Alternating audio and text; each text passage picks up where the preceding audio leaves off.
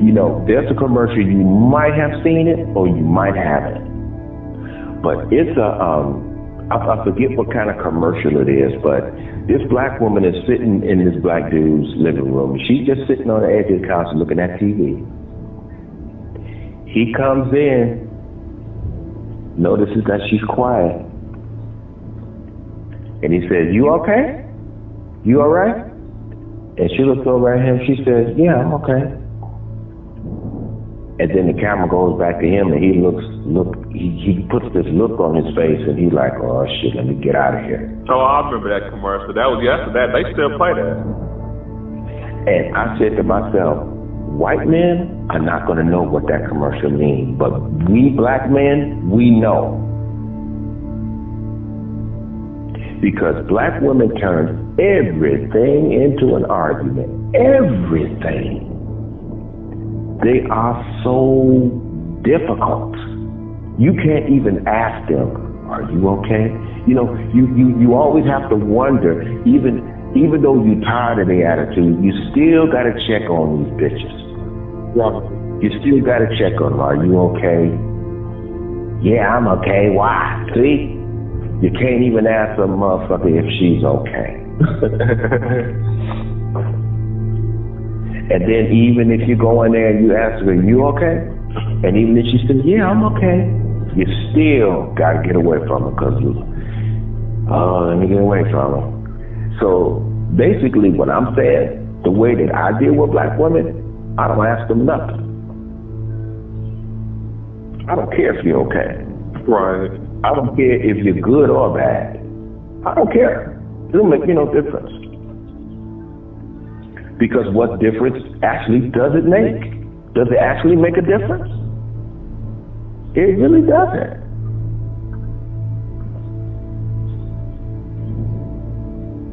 I mean, that's just like this movie. I believe a lot of black women today are going to be able, I understand Billie Holiday. Yeah, I know you do. Because you want to be just like this heifer. Yeah. You want to be just like her. Oh, yeah, Billie Holiday was a great singer and all that, and what she stood for and all that. Yeah. But Billie Holiday was a heifer. Let's just be honest. You know what I'm saying? Yeah. I like that fact that you're being honest, even though I know you love her music, but you can't look past that. You know, because I've always loved her music and all of that, but me and Billie Holiday couldn't be friends. She would be somebody, "Hey Billie, what's up? How you doing? How you doing, baby? I'm fine." You know. Later. You know, she definitely wouldn't be somebody I could hang out with. Right. Because Billie Holiday was low down. You know, she didn't try to become better. You know, that's just like when she broke up with Homeboy. She said, I don't understand this type of love. She said, she said that harsh love is the only type of love that makes me feel safe. Right. So that goes to show you how twisted her mind was. So you're saying to us that an abusive relationship is the only type of relationship that makes you feel safe, when an abusive relationship is not a safe relationship. What is wrong with your thinking?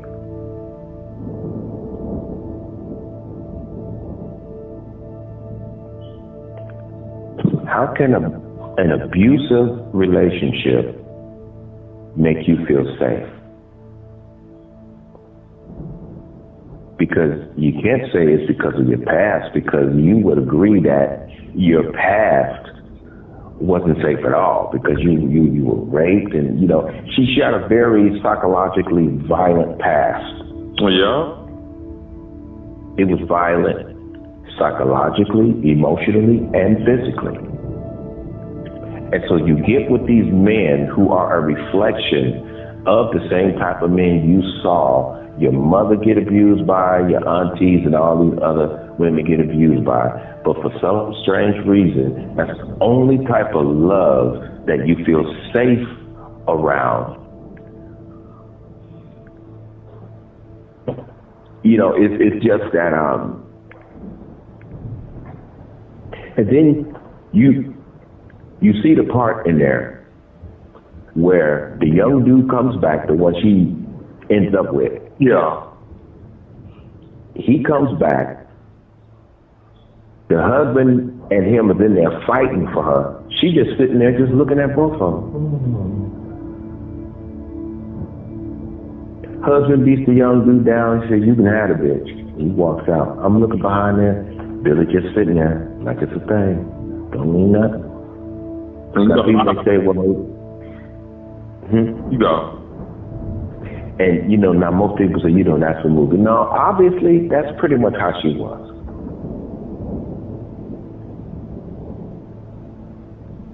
Well, what were you going to say? I said a lot of our women get off on dysfunction like that. Yeah, they do. Look, they want me. And that's why a lot of women are dead because of them. Yeah. And, you know, black men are the same way. When you look at those old Maury Povich shows, you know, you get these 2 or 3 or 4 women on stage, and they done all been with the same dude, and, you know, everybody's talking about him, and then Maury Povich has him come out. He's coming out with his chest all poked out. He's sitting in the middle of all these women. Yeah, y'all, what's up, what's up? Yeah, I've been with all these women. You a pathetic ass nigga. You pathetic. Everybody on that stage is pathetic. You know, this is why I was telling those young guys when I was driving the bus, you know, when they was calling me a player. I said, I ain't no player. I said, this ain't the way to live. Sleeping with 9 different women and 6 of them know it. At least you was honest. I said that. Yeah, I told them. I said this is, you know, because they was watching me one night, and it was like 3 of them. 2 of them was on the bus together.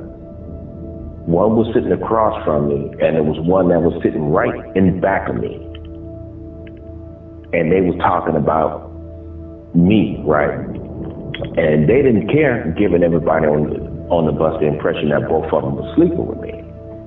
So with these 2 women, one of them was Kim, and it was this other one named Cheryl. Kim and Cheryl got on the bus, and it was other women on there. So I guess they was letting the other women know that don't y'all even try because we sleeping with him. Yeah, but you still look trashy, you know.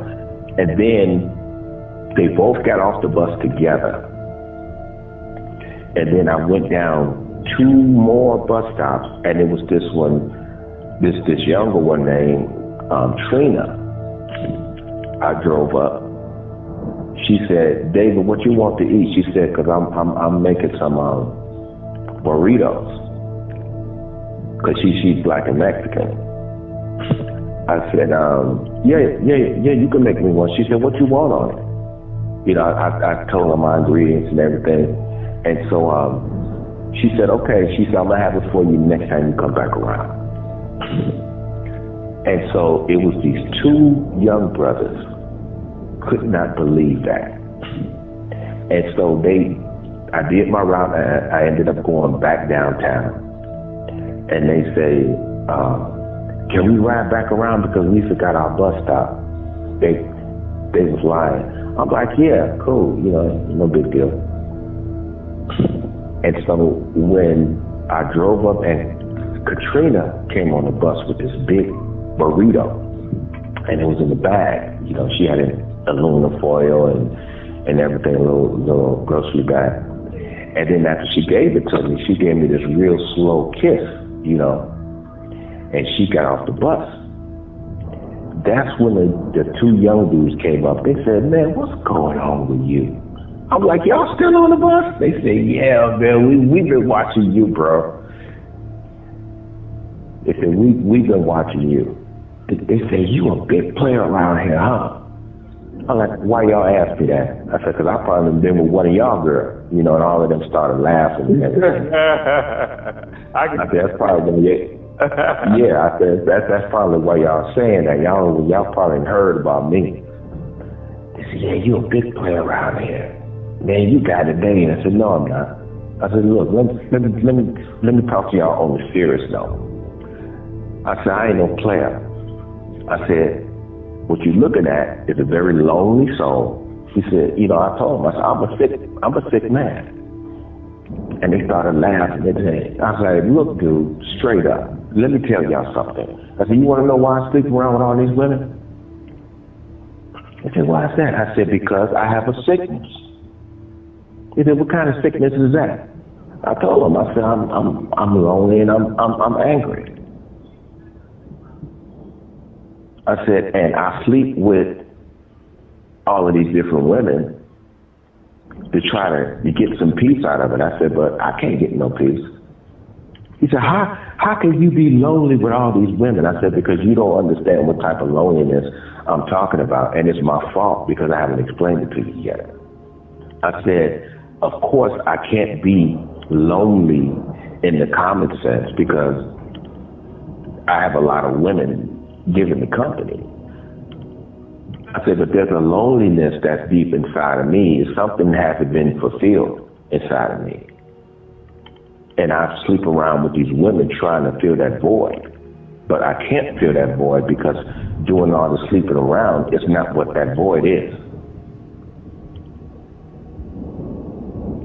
And he said, oh, so I had to explain that to them. I don't have to explain it to you because I think you already know what I'm saying. I know exactly what you're saying. I've been talking to you for 13 years. Yeah, and so I was telling them, you know how some of y'all smoke weed to deal with y'all pain, some of y'all drink to deal with, my addiction is black women and sex. I said I'm obsessed with black women. I said black women, even though I'm a part of the black community, black women are like a fetish to me. I said I love fucking black women. I love black women. I love them. I love sleeping with black women. That's why, I said because I'm in a lot of pain, I'm sick, I have a sex addiction when it comes to black women. I said, so I don't want y'all looking up to me. I said, because I ain't no player. I said, the only thing I'm playing with is my life. I said, because I'm not using no protection at all. Dang, Dave, you was living that foul. Yep. I said, I'm not using no protection at all. I said, and these 9 that live over here on this west side, I said, y'all think those the only ones I'm sleeping with? I said, I've got women coming from out of town that I sleep with. I don't use no protection on them either. They said, well, how come you ain't trying to protect yourself? I'm like, no. And they said, why? I said, because I'm in pain. I don't give a fuck. I said, this is what I'm trying to explain to you guys. I don't care. So don't look up to somebody like me who is self-destructive at this point in his life.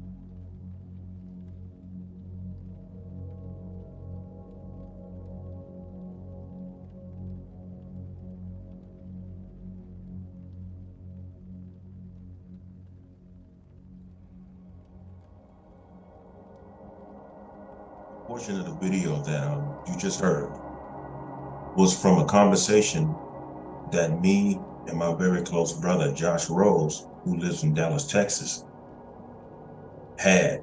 Now, this was after I left Georgia and came back home to where I reside now, which is Las Vegas, Nevada.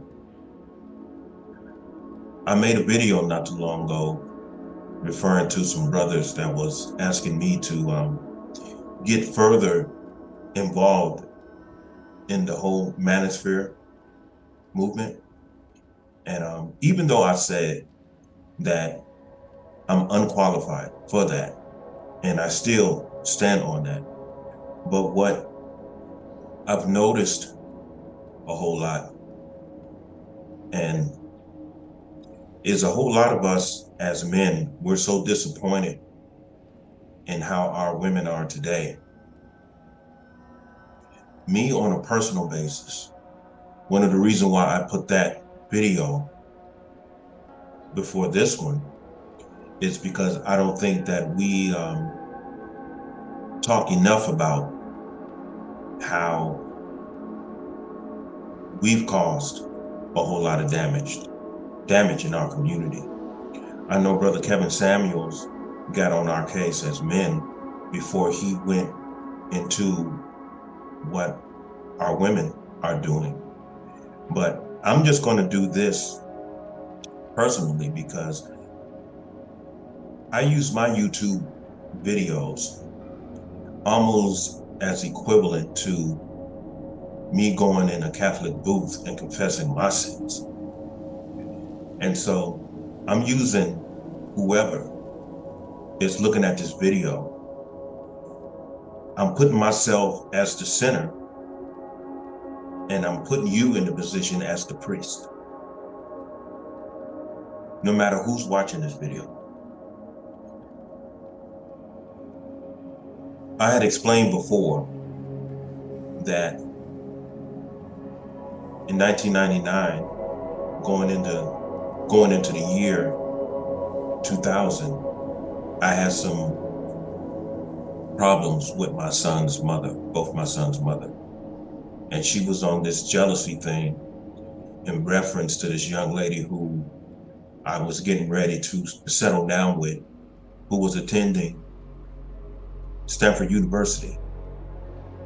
And because of her jealousy, she kept my sons from me. Now, a lot of people may say, and I've heard before, how is it that she kept your sons from you when currently at that time you knew where they were?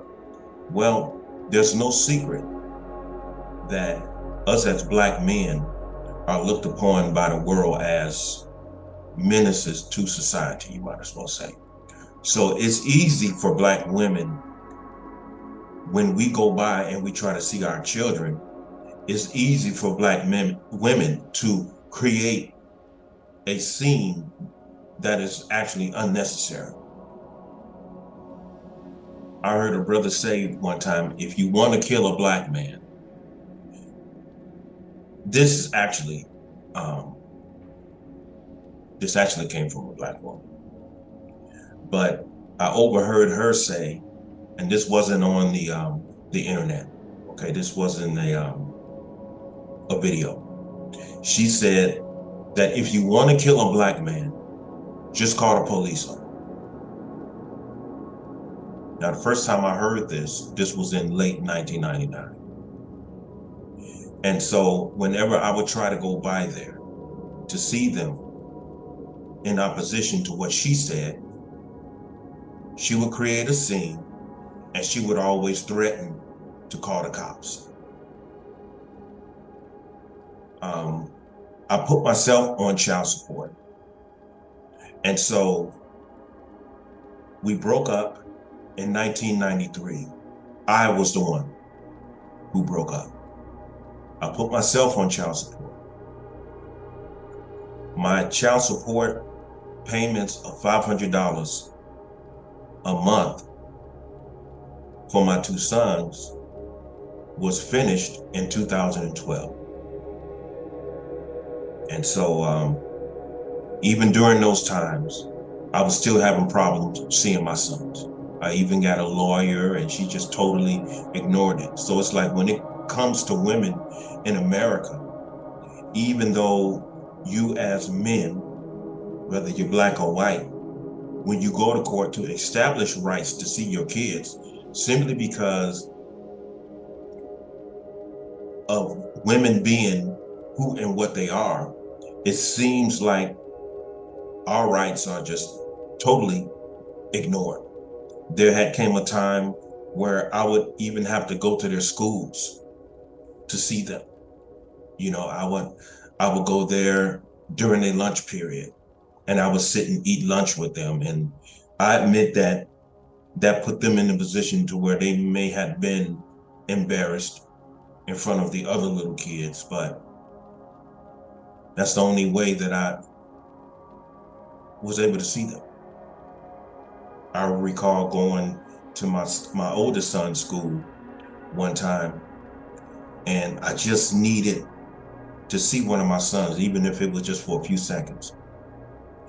And so I went to his school and I asked the administration if I could see him for a couple of minutes because I needed to talk to him. And I remember him, I'm standing there waiting for him, and he's walking down the hallway. This is when he was in elementary school. And so I believe he was in 6th grade at the time. And when he came up to me, I gave him a hug, and I just told him, I want you to know that I'm going to do whatever I can to make things right, you know, with this situation that your mom is causing. I just wanted him to know that my not coming around didn't have anything to do with any decision that I made. And so after I told him that, I asked him if he understood that, and he said, yes, Daddy. And so after that, I left. Now, that only took no more than 30 seconds, but I had to see them. I had to see him. And so I'm saying all of this is because when all of this was transpiring, I was a bus driver. And through driving a bus, I met a whole lot of different women, particularly Black women. And when I was driving the bus on the west side and in North Las Vegas, these women looked at me as a very handsome man, a very productive man, because I was driving the bus. And it was easy for me to pick up on them. It was easy for me to pick up on them. I ended up dating 9 different women at the same time. And 6 of these 9 women knew one another, and they didn't care. Because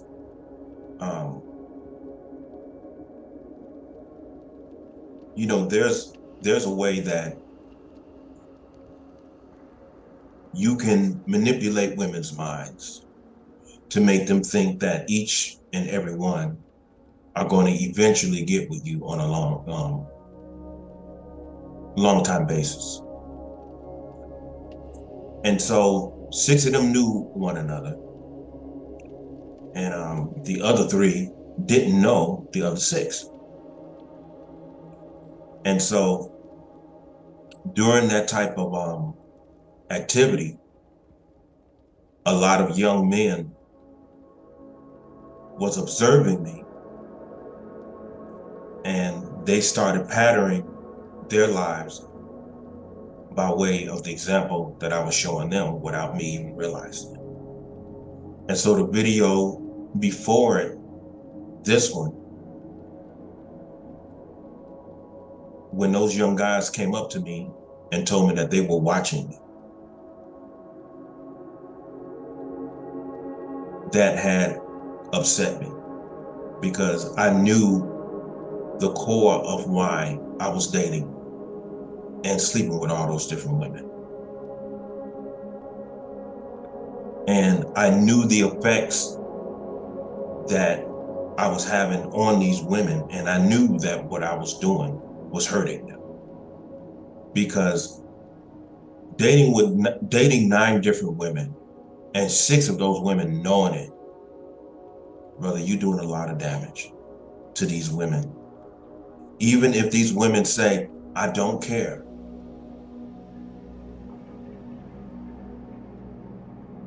The damage is they should care. And the reason why they don't care is because of what you are doing to them. Now, a lot of people may say, well, they're responsible for their own thinking. Right. They are. They definitely are. But if you a man, and this is not an ego thing, but if you are a man of understanding who was raised up by a lot of women who carried themselves as ladies and were very feminine women, due to your upbringing, you know that what you are doing is dead wrong. I compromised everything that my great grandmother taught me, my examples of my aunties, what they taught me through by way of example. All of that was compromised because of the pain that I was feeling on the inside and the pain that my son's mother caused me. And so I didn't want those young men to grow up to be monsters as I was at that time in my life. And at that time in my life, I was so in pain that I was on a course of self-destruction because I didn't care. I wasn't protecting myself while sleeping with all those different women, and I didn't care how it was affecting them. So through my hurt and my compromising the way that I was raised in terms of how to treat women,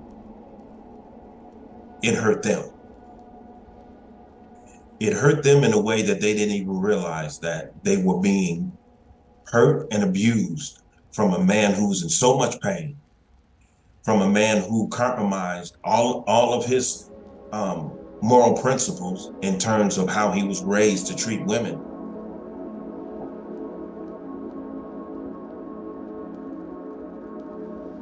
Everything was compromised.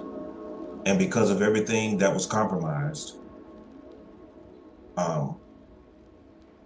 they were being hurt.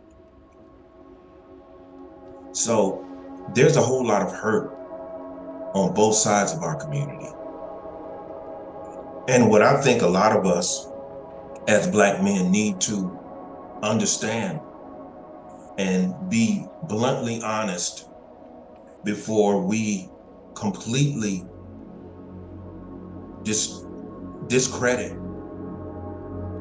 and publicly and morally destroy our Black women today. I think that if we're going to do that,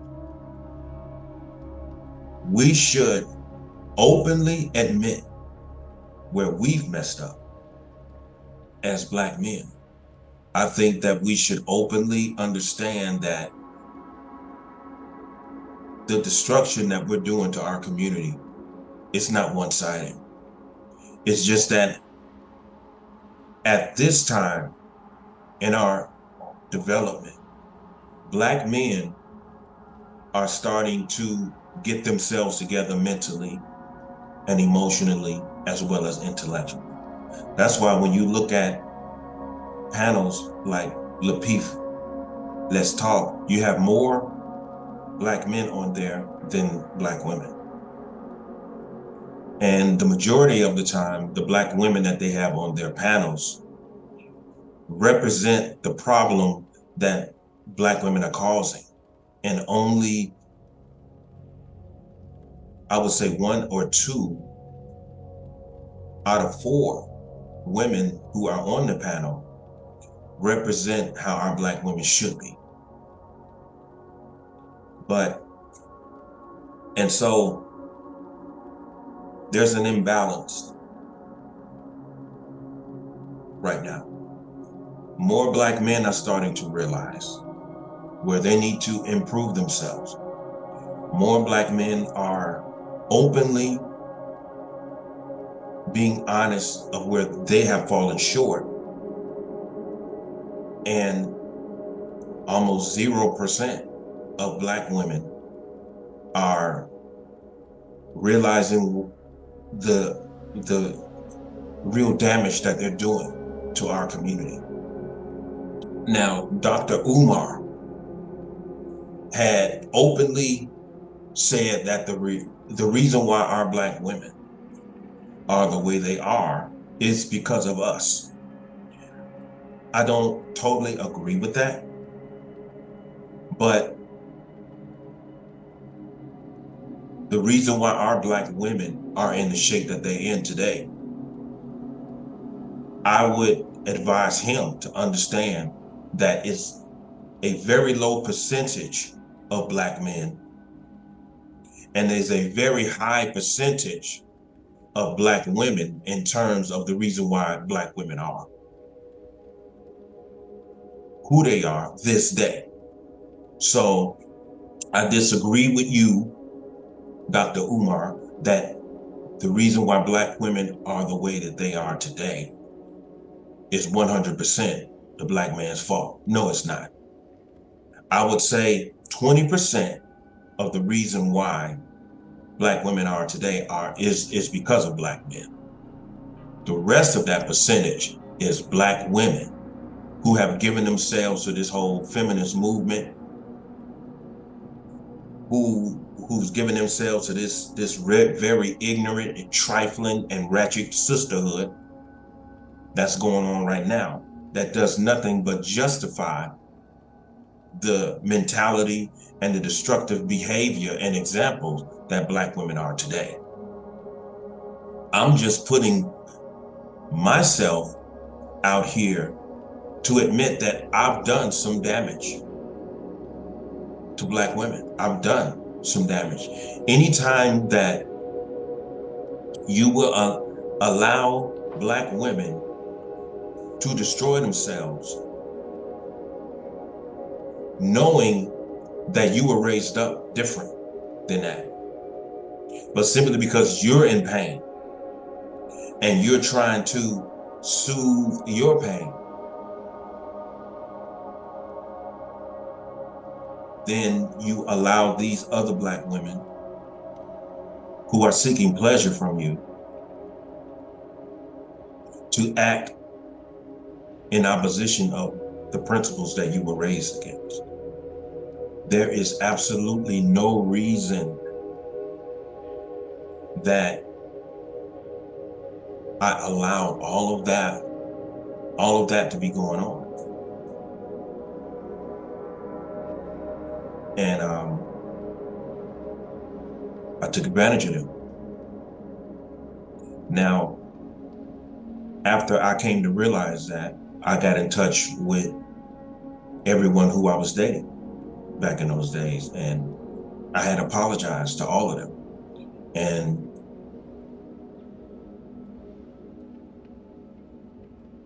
unfortunately, none of them still had a problem with that. They said, I enjoyed myself. You know, you don't have to apologize for anything.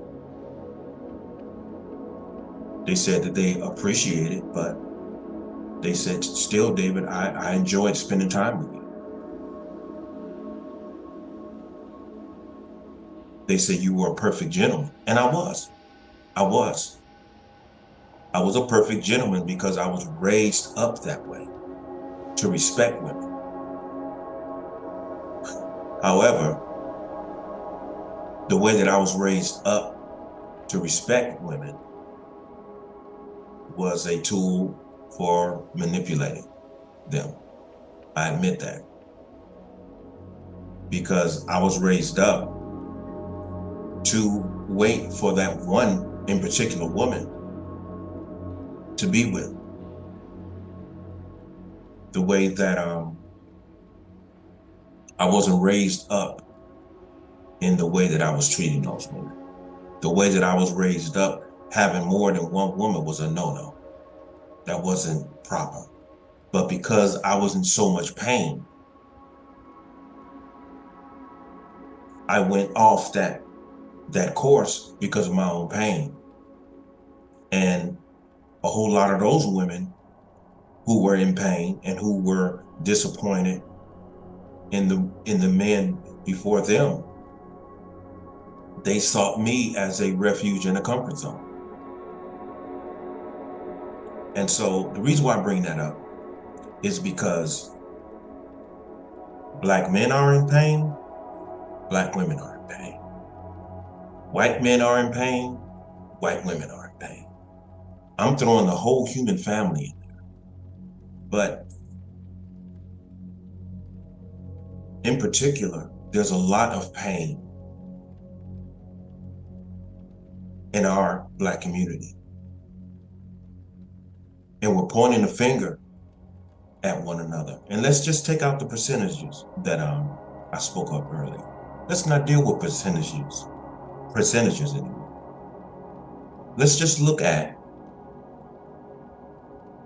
what's going on in our community based upon moral principle. Whether it's what Black men are doing or Black women are doing.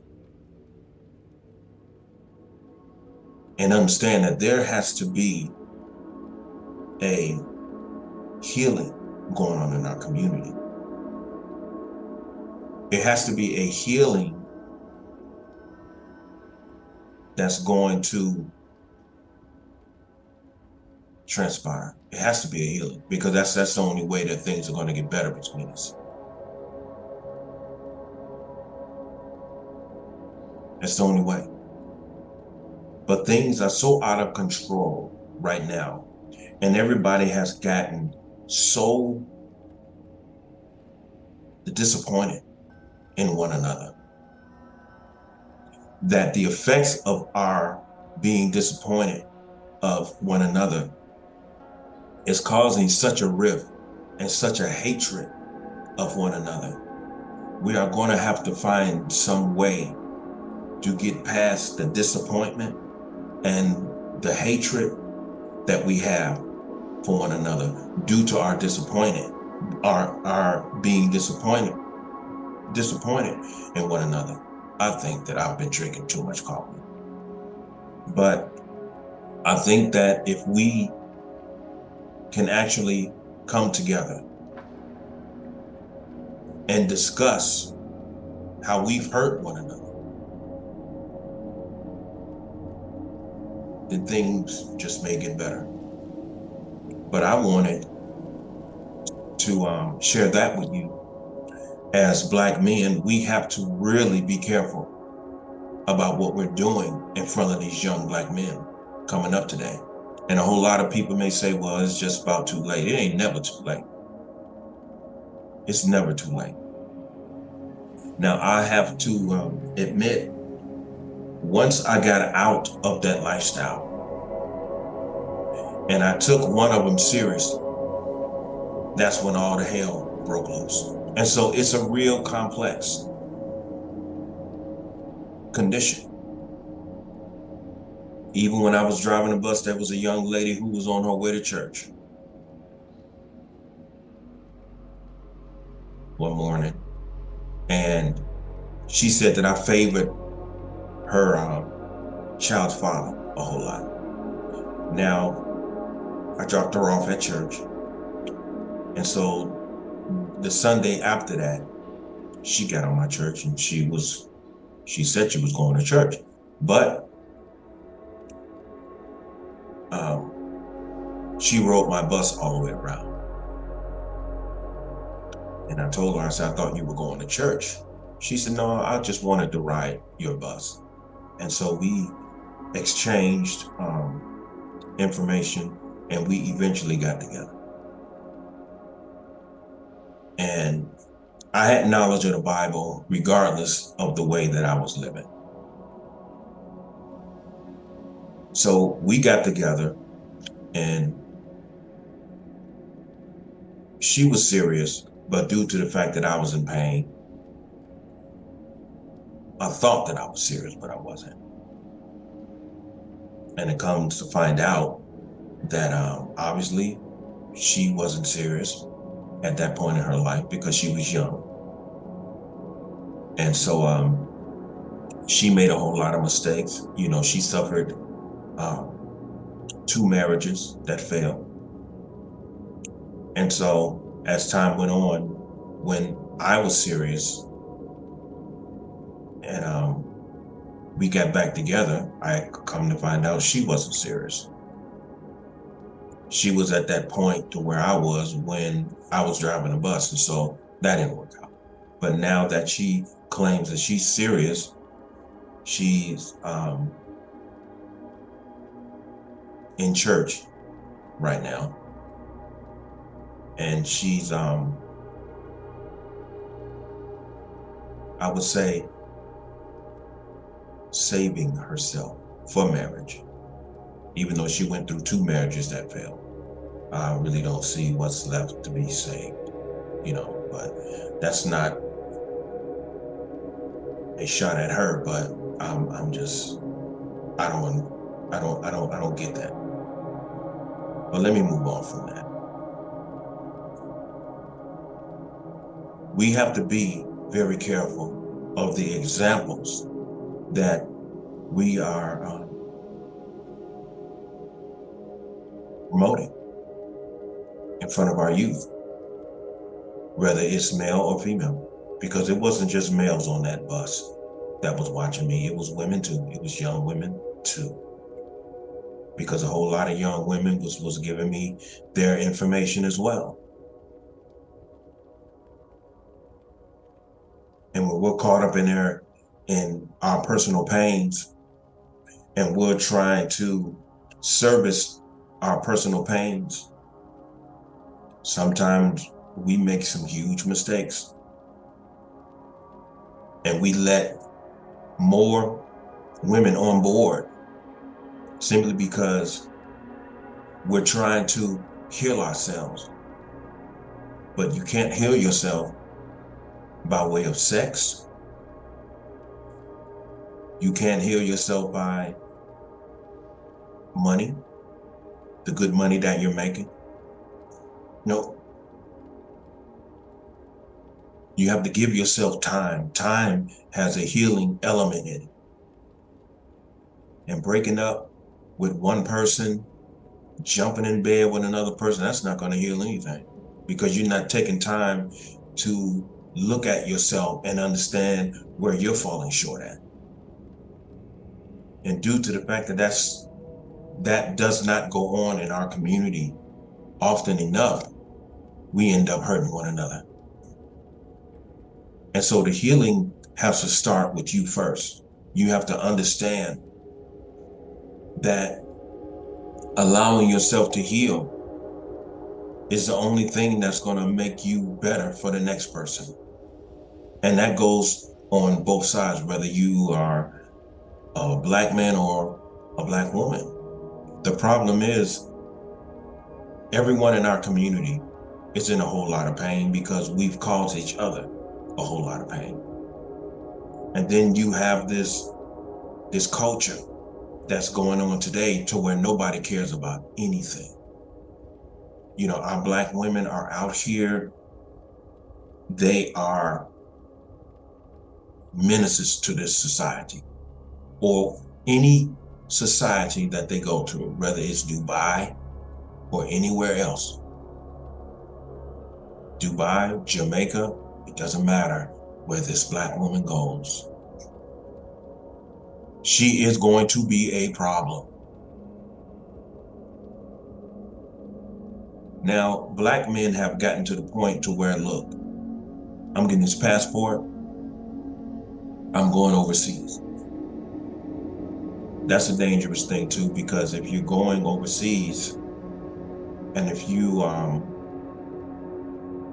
seeking these different women, thinking that you're going to have it better with them, well, sometimes you will. Sometimes you get lucky, but you have to take your time and make certain that these women are not getting with you just so they can get a free ticket to America, to be just like these women out here. Because let me tell you something. When I met Salami Yilmaz, who was an Ethiopian woman, and I gave up everything and I moved to Atlanta, Georgia, figuring that she was the prize because she was an Ethiopian woman, I found out otherwise. She was just as trifling and wicked, more so, than any black woman that I've ever dealt with. And she was Ethiopian. And so I felt as though I had something special. That was my mistake. This goes out to the passport brothers. If you're going overseas thinking that you got something special because this is a Brazilian woman, an African woman, an Asian woman, an Ethiopian woman, when it all boils down to it, they women. They are all women. So please take your time getting to know who you're dealing with, because it doesn't matter if they're Ethiopian, Asian, none of that matters, bro. I'm telling you, take your time. Take your time. Due to the fact that these black women over here are hurt and they're vindictive and they're evil and all of that, don't let, simply because these women over here are the way that they are, don't let that be your sole motivation to go overseas and become victim to the women over there, who actually at some point admire the same women over here in America that we're complaining about. Because they know why you're going over there. They know. And they will play a role, brother. And you will invest all of that into them and get them over here in America. And after 6 months, maybe even sooner, you will find out I wasted money and time.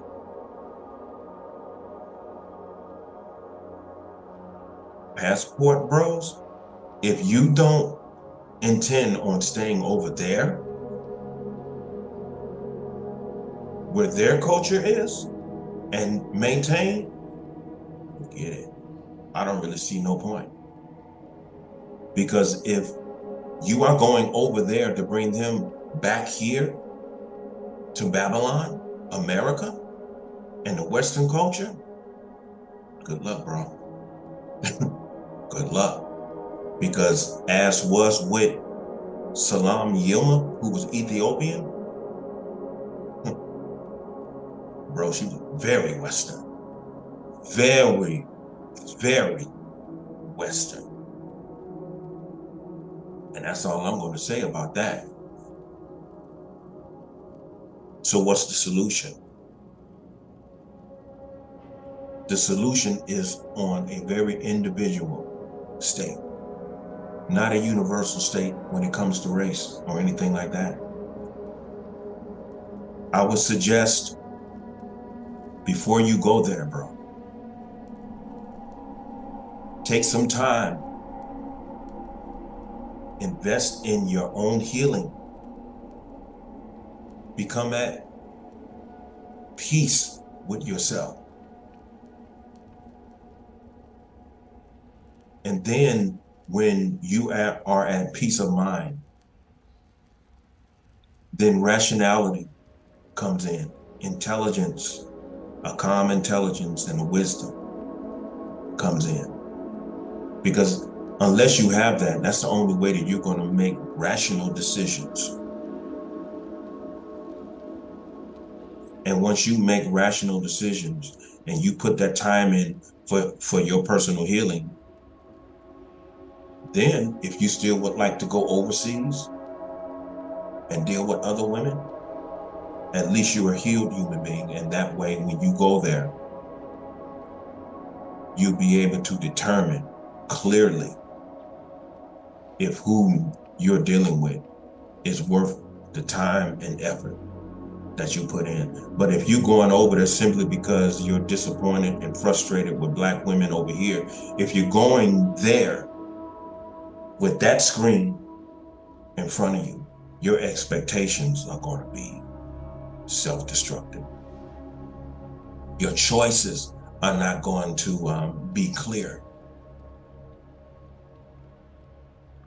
simply because you didn't take the time to really heal yourself and get past the disappointments and the frustrations. My granddad told me never live by way of expectations. He said, be able to do with or without. Just go in to the very new experience and don't expect anything. Don't have any ideas of anything. Just go into it. Take some time to heal and then go from there. Because ever since I left Georgia 2 years ago, I've been single. It takes time to heal from an experience. And even after you heal from it, still give yourself some time to be alone and secure in being alone. Do a lot of soul searching. Do a lot of soul searching, bro.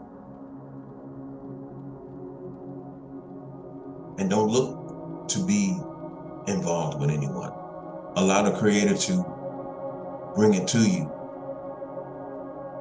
at its given time. And then once it manifests on its own, and due to the fact that you've healed sufficiently, then your perception of the person who you're thinking about spending time with is going to be a lot more clearer, because your perception is not through the screen of being hurt or disappointed or anything like that. But the reason why I'm making this video is because I want us as Black men to be very careful about how we conduct ourselves in front of our young men and our young women. Because when you're sick, you don't want anyone looking up to you while you're sick and deranged. Because during that time, I don't care how you're looked upon as a player or anything. I had enough insight of myself to tell those young men, no, I'm a sick person right now. I'm hurt and I'm angry, and I don't want neither one of you looking up to me. I don't care what title you put on me, you're a player. No, I was a fucking fool. That's what I was. I was a dog. That's what I was. I was a man who compromised all of the moral principles that my great grandmother and my families and even down to my uncles gave me. I compromised all of that, and I became a menace. And sleeping with all those different women, I didn't care nothing about them, and that's exactly why I shouldn't have been around no woman at that time. Because you do women a lot of damage. You put them in the positions to where they don't care about their own self-respect. All they want to do is have sex with you. All they want to do is be in your presence because you're a gentleman, because you were raised as a gentleman. And so there was a dual component going on with me. I was hurt, and I felt as though having sex with all these different women was going to heal me. And what drew those women to me wasn't just my good looks, but the fact that I was raised to be a gentleman. So that's the dual component. And once I realized that, I understood that I was sick. And when those young men came to me and they let me know, we've been watching you, bro, that right there hurt me on the inside. And instantly, I knew that I was the enemy. To every young man and young woman that was observing me, there was young men who wanted to be like me, and there was young women who wanted to get on board with the other women, who let me know up front, here's my number. Call me whenever you have some time, because they wanted their turn. So I was a menace, and I admit that. And I'm telling you, whoever's watching this video, Don't ever allow your inner pains to cause others pain, regardless of how they think that they're enjoying your company. Due to the fact that you're allowing that to go down, you're the enemy. You're the enemy. Now, I went back to all of these women and I had apologized to them. And they said, I enjoyed your company, David. So you don't have to apologize to me. They said, you don't have to apologize.